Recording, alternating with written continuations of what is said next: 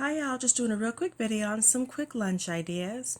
What I have here is some nuggets, some tater tots, and some, what is this called? An orange. And this is around 1/4 of an orange.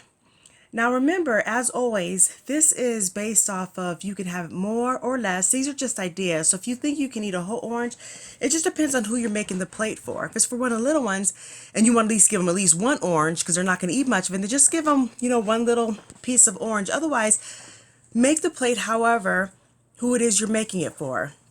So there's the tater tots, there's nuggets, and there's some oranges, and we have some ketchup. Now for their vegetable, I went ahead and gave that to them sooner before I gave them this because I wanted them to definitely eat their vegetables.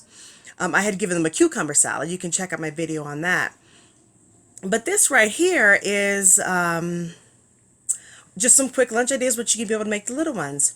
And as always, with everything that's going on with the pandemic, let's keep all in prayer and know that God's going to take care of us, and let's just, keep praying. So thank you so much for watching, and definitely, definitely God bless.